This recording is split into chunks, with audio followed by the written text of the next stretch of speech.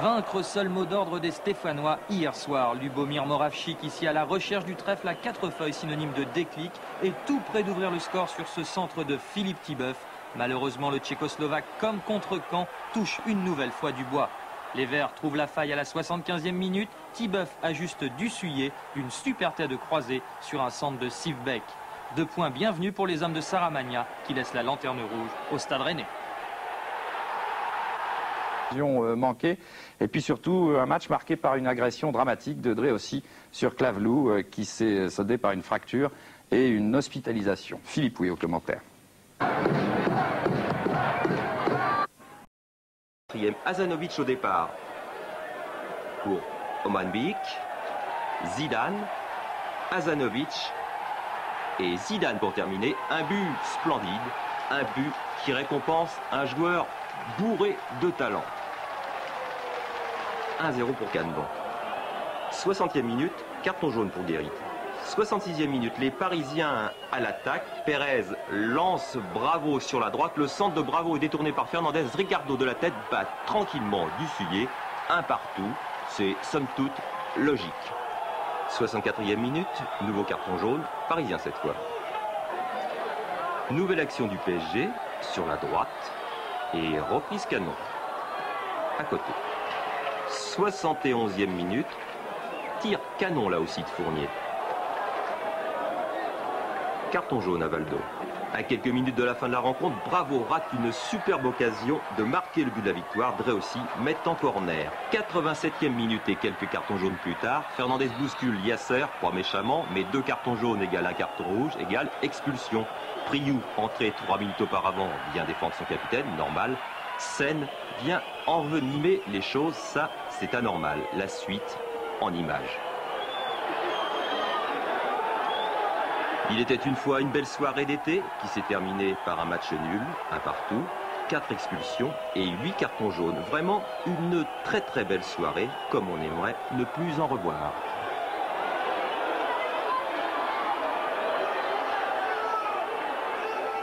L'arbitre a été un petit peu débordé par les événements et je crois qu'aujourd'hui il faudrait que les arbitres et les présidents de clubs se réunissent pour faire au moins des arbitres professionnels et puis faire de l'arbitrage amateurisme pour des équipes professionnelles qui jouent beaucoup d'argent à chaque match.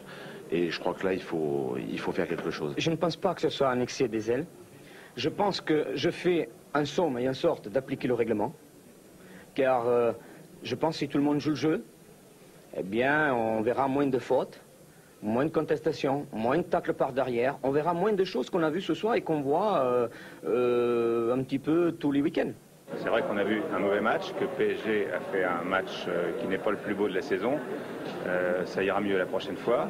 Et dans des conditions très difficiles ici, et je n'incriminerai personne en particulier, car ce n'est pas une personne qui est responsable, mais c'est une, deux, ou trois ou quatre, ou peut-être tout le monde d'ailleurs.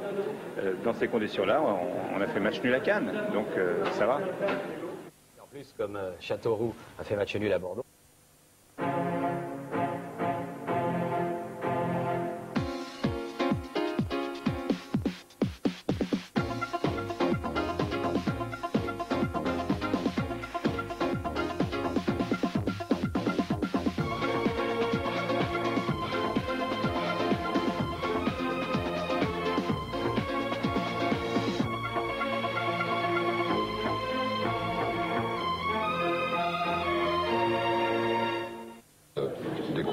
Et qui se dégageait une valeur morale importante.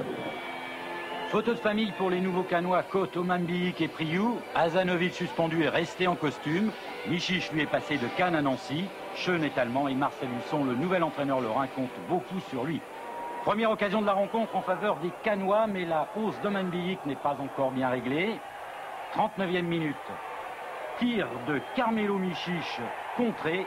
Reprise de Gava dans un angle complètement fermé, beaucoup de réussite, mais cela fait le bonheur de Nancy qui mène 1-0 à la mi-temps. Les Canois ont fait un bon match, mais eux n'ont pas de chance à l'image de Biyik qui a vu sa tête bien arrêtée par Matriciano. Le plus malheureux a été Franck Priou, sa tête est renvoyée par le poteau, et là le gardien lorrain s'en sort bien. Bon match de rentrée pour les deux équipes et précieuse victoire de Nancy, 1-0. Le Havre, doyen des clubs. Et on va maintenant à Cannes, où se trouvait Michel Platini. Quant au gardien de Montpellier, Claude Barabé, il jouait gros après ses déboires de samedi dernier face à vous, Marcel Dib, face à Monaco. Donc, mais Barabé ne peut rien faire après 25 minutes de jeu. Coup franc du Yougoslave Azanovic. Il en avait déjà marqué une demi-douzaine dans le dernier championnat avec Metz. Un tir qui a beaucoup d'effet, à moins qu'il ait été légèrement dévié par le mur. En tout cas, à la mi-temps, Montpellier est mené à Cannes par 1-0. À 10 minutes de la fin, on retrouve Azanovic, un ballon qui lui parvient sur le côté gauche. Maintenant, là, un débordement aux dépens de Lucchesi. Le centre, à peine en retrait, est imparable et converti en but par Jean-François Daniel, rentré en jeu un quart d'heure plus tôt. On revoit, Cannes, vendredi, a donc battu Montpellier par 2-0. Marcel Dib, on vient de parler des gardiens. Expulsion également au Havre après tout juste une heure de jeu, celle de Jean-François Daniel à la suite de cette faute sur André Canabic, le frère de François. Monsieur Ramos a hésité quelques secondes avant de sortir le rouge. 5 minutes plus tard, coup franc Jean-Christophe Touvenel, tête d'Anec, Dussuyer battu, 3 matchs, 2 victoires, 1 nul. Le Havre, la surprise de ce début de championnat. Pas être trop euphorique, rester très calme parce que la saison va être longue. Pour nous, le premier objectif, c'était le maintien. Pour se maintenir, il faut 32 points, donc je pense qu'il nous doit encore nous en rester 27 à prendre. Je pense que c'est mérité.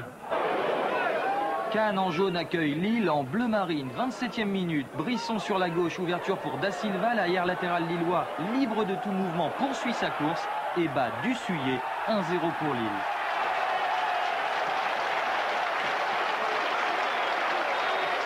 Réaction cannoise, mais finalement les Lillois vont se dégager. Assadourian part au but, Guérit le retient. Monsieur Dependis n'hésite pas. Carton rouge et Guérit ne bronche pas.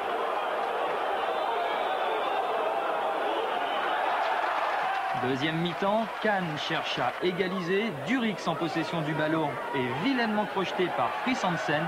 Monsieur Dependis sort le carton jaune, logique. Un jaune plus un jaune, ça n'existe pas. La deuxième fois, c'est le carton rouge. Hansen récidive sur Azanovic cette fois-ci. Il doit quitter ses petits camarades plus tôt que prévu.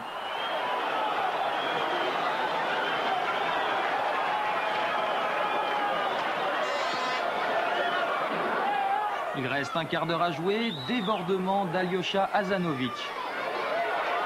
Tout en puissance, Jean-François Daniel est à la réception, un partout. Le score ne bougera plus. 87e minute, Mio Nielsen bouscule Azanovic. Le Yougoslave s'énerve à tort et carton jaune pour l'ancien Messin. La parole à monsieur Dependis.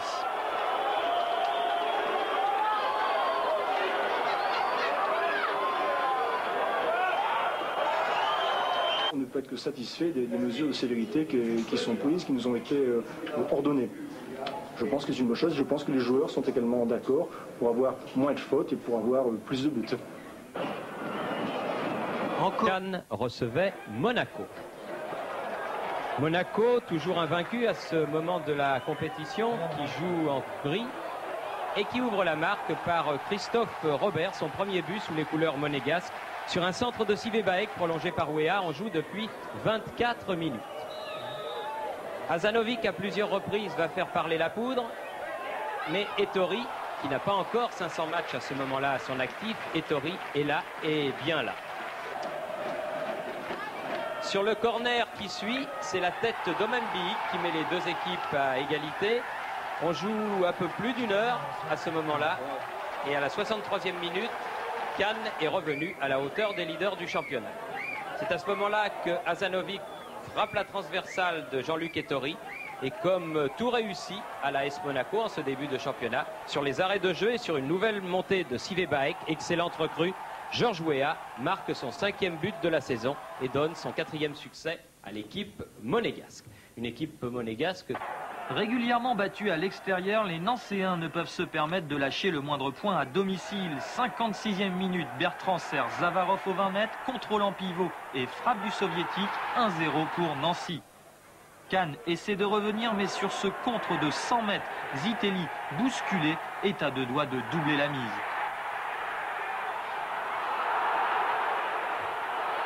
Nancy ajoute un deuxième but en fin de match. Ouverture de Gava, Tarazievich laisse passer. Zavarov se présente devant Hugues. Plat du pied gauche, c'est bien fait. 2-0, une victoire qui tombe à point pour les hommes d'Aimé Jacquet. Dans un style différent, des adieux également à Cannes, ceux de Jean Fernandez. Sachez que je resterai le supporter numéro 1 de l'ESCAN. Pour l'ESCAN, il Venons-en au match. 27e minute de jeu, coup franc de White et but de Mangual. En seconde période, Montpellier égalise grâce à ce coup de tête de Laurent Blanc, un partout. La dernière action dangereuse sera Canoal sur ce coup franc de White, mais là aussi, ça passe au-dessus.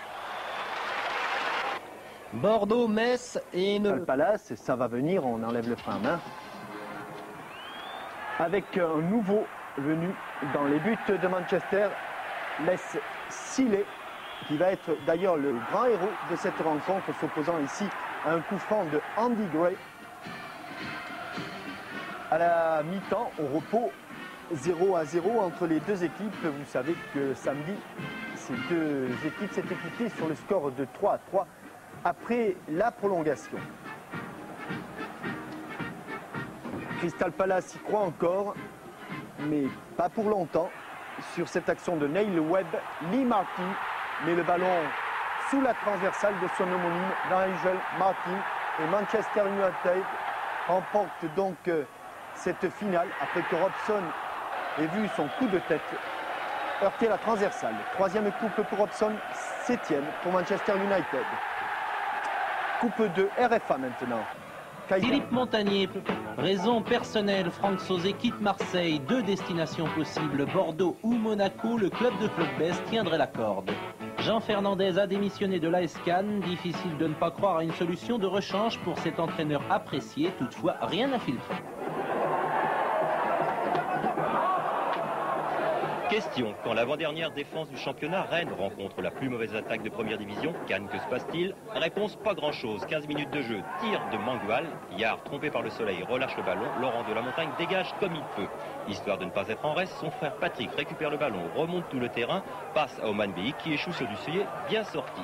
Une fois que vous aurez vu la reprise de Durix sur un corner de Fernandez, vous saurez tout sur cette première période, terne mais ensoleillée.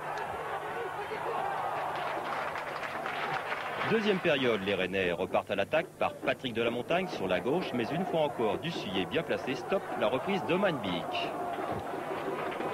30 secondes plus tard, tiens, v'là Amara qui récupère une longue balle de Fernandez et d'une très belle reprise du pied droit, Simba qui avait fait rêver le PSG enflamme le public cannois. Sous un autre angle, le premier but cannois d'Amara Simba, le 10e de son équipe. Cannes 1, Rennes 0. Il y avait 25 ans que les deux équipes ne s'étaient pas affrontées en première division. Les Rennais ne sont pas prêts d'oublier ces retrouvailles. Voilà. Lyon-Cannes, l'occasion pour Luis Fernandez d'un petit bonjour à ses amis, Aziz Bouderbala et surtout Ali Ben Mabrouk, son copain des Minguettes. Hélas, la rencontre sur le terrain n'aura pas lieu, Luis est blessé. Il suivra donc le match des tribunes. Il ne verra d'ailleurs pas grand-chose, une première période de non-football, la seconde sera un petit peu meilleure. Une première tête de Fugier renvoyée par Dussuyer, finalement Zoran Vijovic, le revenant, dégage le camp cannois. Autre situation dangereuse sur ce corner, une belle tête de Ngoti qui passe au-dessus. Mais la meilleure occasion est cannoise avec un magnifique tir de José Bré qui frôle la transversale de Gilles Rousset. Dernière occasion lyonnaise menée par Aziz Bouderbala, mais son tir passera au-dessus, 0-0 et beaucoup de sifflets de la part du public lyonnais qui n'a pas vraiment eu le sentiment d'assister à un match entre deux Européens. Compréhensible, mais finalement ils ont bien tenu, ils ont fait mieux que tenir d'ailleurs. Ils ont fait mieux que tenir, on va d'ailleurs le voir sur les images, mais vous savez à Cannes c'était pas évident car les Cannois n'ont toujours pas perdu, ils font partie maintenant des deux seules équipes, je crois qu'il y a Marseille et eux pour...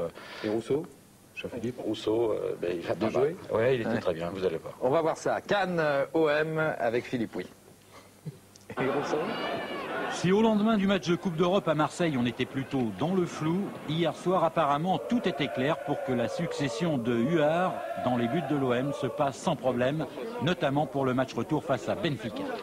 Pour l'instant, nous avons deux gardiens qui sont qualifiés pour la Coupe d'Europe, c'est Jean Castaneda et Guillaume Barmus. Jean Castaneda, avec son expérience, se prépare actuellement pour être très convaincant le 17 au moment du choix. Et Je fais confiance à Jean pour beaucoup travailler et le club fait tout pour qu'il soit le plus entouré possible. Et actuellement, je crois qu'il a besoin de beaucoup de calme autour de lui et non pas de phrases trop vite lancées. Philippe Bergerot arrive lundi à Marseille et il s'occupe exclusivement de Castaneda. Philippe Bergerot vient à Marseille pour s'occuper de Jean Castaneda et faire en sorte que Jean retrouve loin de la pression de la compétition tous ces automatismes de gardien. Et je vous dis bien que c'est plus l'ancien gardien de but qui parle. Et donc je crois avoir un avis autorisé sur la question que l'entraîneur. Et en attendant que Jean Castaneda se refasse une santé avec Philippe Bergerot, Pascal Rousseau, lui, a profité du match à Cannes pour faire ses grands débuts avec l'OM. Il est bien évident que ma venue ici est considérée comme une énorme bouffée d'oxygène de ma part, et c'est sûr c'était inespéré. Alors comment on aborde une rencontre comme celle-ci? On l'aborde calmement, le plus calmement du monde. Vous savez, je commence à avoir 10 années de professionnalisme, quelques 150 matchs en première division. J'ai la chance d'évoluer avec des joueurs de classe internationale. Je vois pas pourquoi j'aurais peur de ce match-là.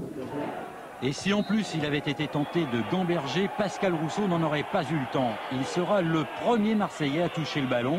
Le coup d'envoi a été donné par les Cannois qui rentrent bien dans le match.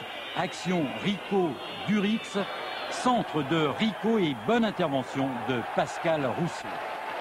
2 minutes de jeu maintenant, changement de décor. Première action marseillaise. Tigana lance Waddle sur le côté droit. Ouverture pour Francescoli. Centre contré, Papin a bien flairé le coup, tête, le ballon est au fond des filets de Dussuyer. 1-0 pour l'OM.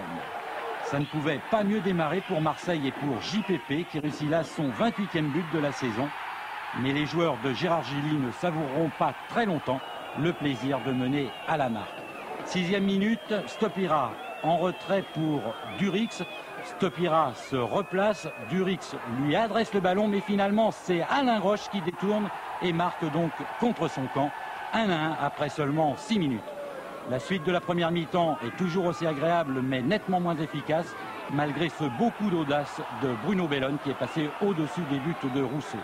1-1 à la pause et pour débuter la deuxième période, un coup franc de Waddle. Depuis plusieurs matchs, il avait pris l'habitude de marquer, mais cette fois, Dussuyer a évité le pire pour Cannes.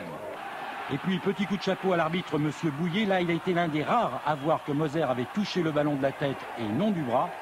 Et 5 minutes plus tard, il ne s'est pas laissé abuser. Effectivement, après avoir regardé les images au ralenti, on voit bien que Bruno Bellone a surtout eu le souci de plonger. Vous le voyez, les Cannois tentent tout pour marquer un deuxième but, mais ils n'y parviennent pas.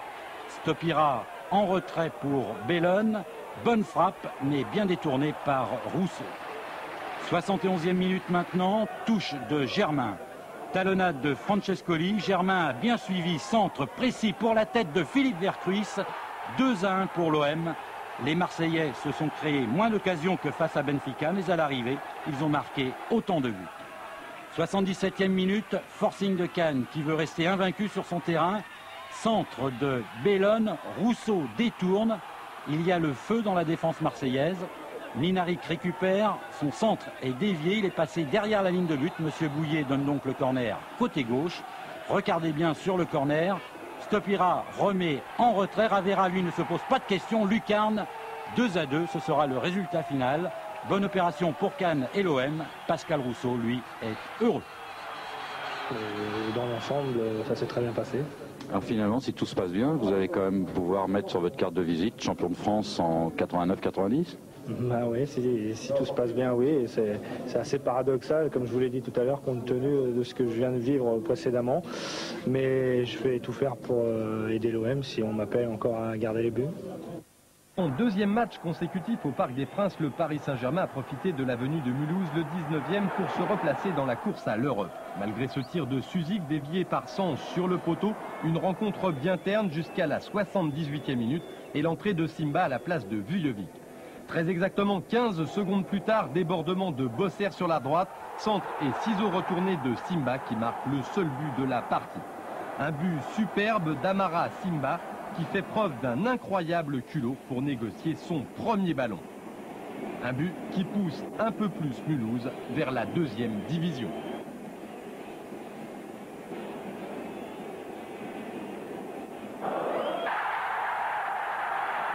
On a encore assisté à de nombreux démarrages de Waddle à Cannes. Quand il centre, il cherche souvent, très souvent, Jean-Pierre Papin, n'est-ce pas? Mais Marseille abordait ce match prudemment et peut-être un petit peu fatigué. Sur ce corner, Luis Fernandez stupéfie l'assistance avec ce tir sur la barre. Toujours 0-0 quand Papin obtient un pénalty concédé, paraît-il, par Luis Fernandez. Pas très évident. JPP s'élance. Deuxième surprise. Une barre. Il est effaré.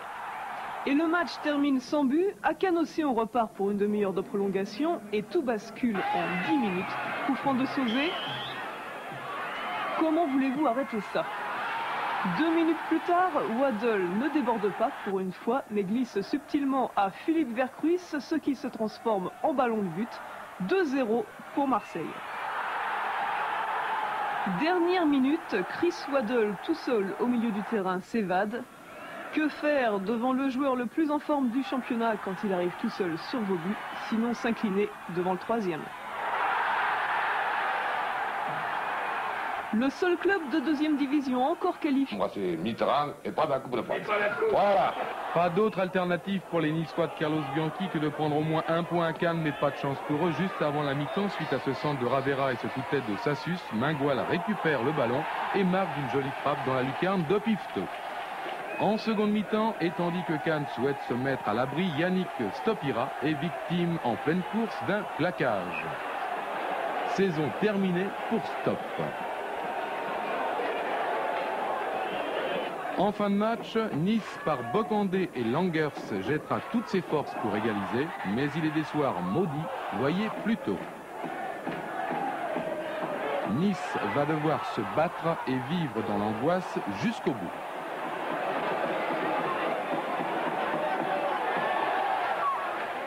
D'autant que son nom est marqué en haut, c'est pas difficile. C'est Carlos Bianchi, le dernier à avoir marqué plus de 30 buts avant Papin, en 78, 37 buts donc. Oui, mais Bianchi est argentin et il faut remonter à Hervé Revelli, il y a 23 ans, et oui, pour trouver un Français à plus de 30 buts, 31 exactement, avec Saint-Étienne en 1967. C'est belle les pelouses. Alors, après la Coupe du Monde 86, Papin marque pour sa première année en France à l'OM 13 buts simplement. Il est 7e meilleur buteur. L'année suivante, en 87-88, il marque 19 buts. Pour la première fois, il finit meilleur buteur. Sa meilleure arme déjà son pied droit, car sur ses 19 buts, il marque 17 fois du droit, une fois de la tête et une fois simplement du gauche. La saison dernière, encore meilleur buteur, mais toujours la même progression. De 19, il passe à 22. Papin devient patient et n'est plus seulement dangereux du pied droit. Enfin, cette saison, donc déjà 30 buts et encore 2 journées à disputer. Le moment peut-être... C'est Sheffield Wednesday qui descend en seconde division, car Luton est allé s'imposer à l'extérieur. Et puis des images de deux clubs qui nous intéressent plus particulièrement. Manchester United, but de Pallister face à Charlton. Et Crystal Palace qui recevait Manchester. Metz, plus mauvaise attaque du championnat, a fait mentir ses détracteurs en première période. 3e minute, suite à une longue ouverture de Michiche, Zeni inscrit le premier but des Lorrains. Et 22e minute, toujours et encore Carmelo Michiche, plus rapide que tout le monde. Cette fois sur la droite, un petit centre pour Eric Black, l'Écossais. 2 buts messins en 20 minutes, du jamais vu en presque cette saison. En deuxième période, Cannes revient tout d'abord grâce à cette tête d'Ekstrom bien seul. Et à la 77e minute, Metz encaisse un second but, synonyme d'égalisation. Ekstrom mystifie la défense lorraine. L'attaquant suédois trompe Lama. Retour inespéré des Cannois de partout. FA Cup, c'est d'abord un stade. C'est un public. Ce sont des couleurs. C'est une musique et c'est aussi un hymne à la Cup qui, pendant 2 minutes, vous remue les tripes.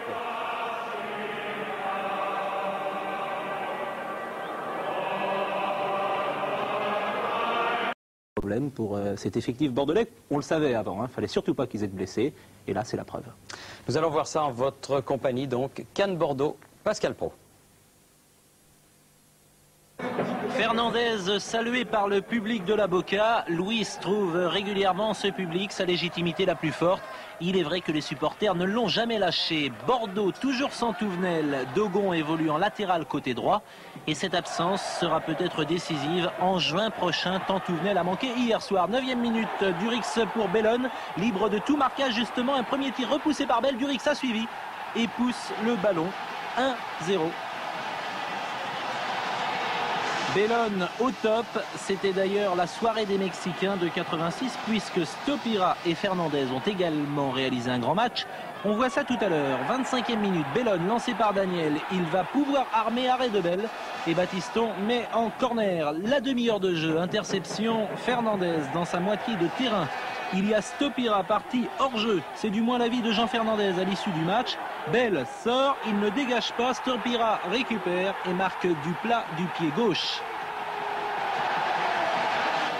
Famille mexicaine, je voudrais l'avant-centre. Bien joué Yannick Stopira.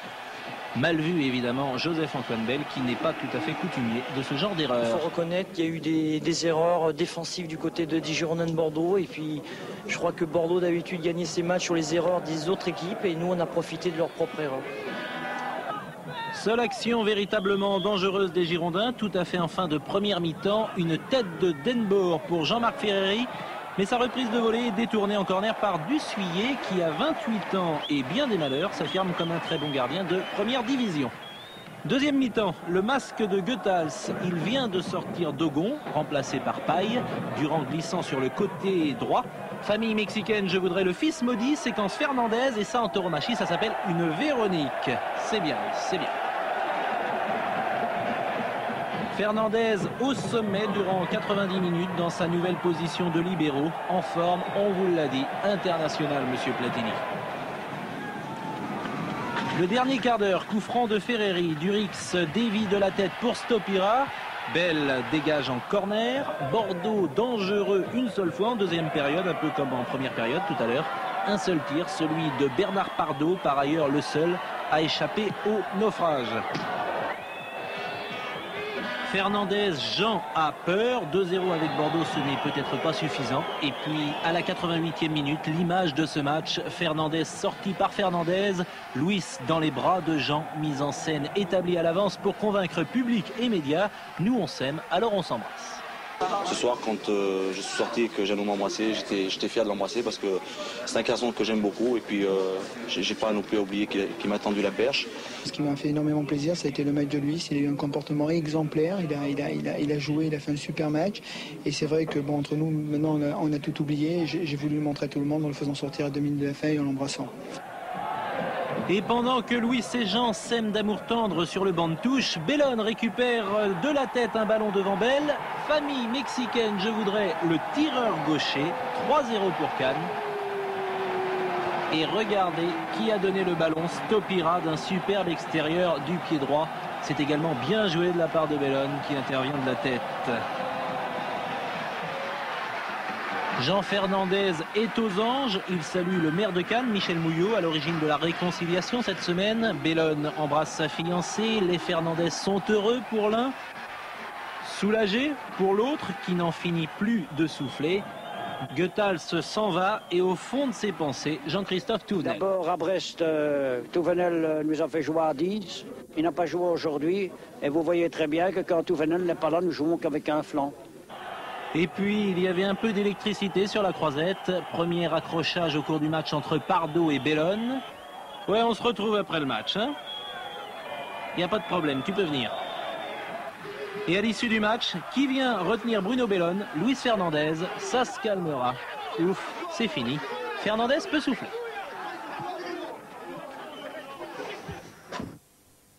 Allez, du calme, du reste, il y a eu pratiquement autant d'avertissements. Cannes Alès et fin de l'aventure pour les joueurs de Léonce Lavagne. Ouverture du score à la 43e minute, de la tête par Yannick Stopira. 1-0 pour Cannes. Ce sera le score jusqu'à la 90e minute et ce contre. Durix va être ceinturé.